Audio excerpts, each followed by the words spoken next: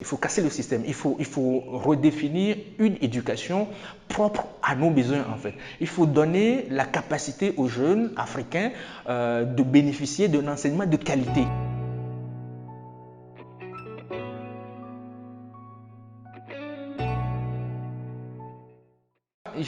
Comme je l'ai dit précédemment, j'ai fait un bac. J'ai fait d'abord l'école primaire, un collège à Titogon, village, je dirais, à 65 km d'ici. Et j'ai fait un bac à Didogomé, un bac E. Mais quand je suis retrouvé à Bruxelles en première année ingénieur, je me suis rendu compte que l'éducation, l'enseignement occidental est complètement différent de la façon dont on enseigne ici.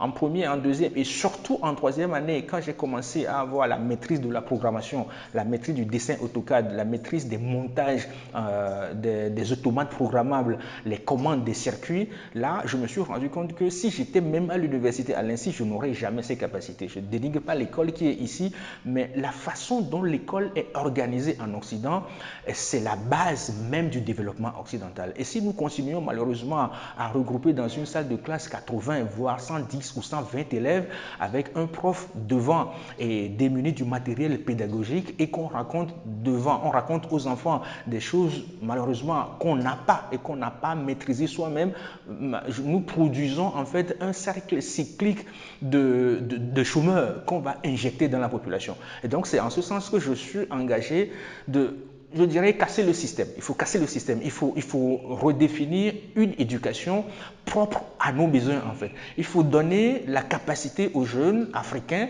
de bénéficier d'un enseignement de qualité. Et là, vous serez surpris par ce que ces jeunes sont capables de produire. Et donc là, j'ai créé l'Observatoire panafricain pour l'école et les métiers qui redéfinit, qui repositionne l'école, la formation des enseignants, le curricula, c'est-à-dire le contenu du programme, la méthode d'enseignement, la pédagogie d'enseignement, la finalité de l'enseignement. Ce sont les 5 points sur lesquels nous évoluons. L'autre chose que vous devez savoir, c'est que l'industrie a évolué et l'éthique, les nouvelles technologies de communication et l'informatique ont révolutionné le monde éducatif et révolutionné également la population. La population éducative que vous avez aujourd'hui n'est pas la même que vous avez il y a 40 ans.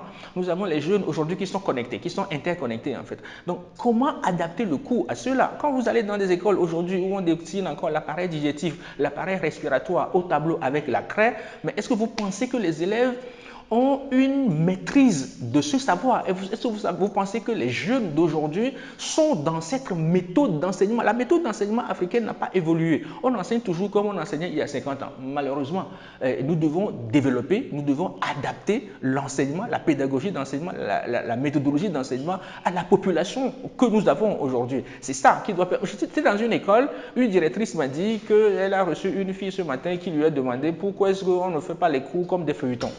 Voilà.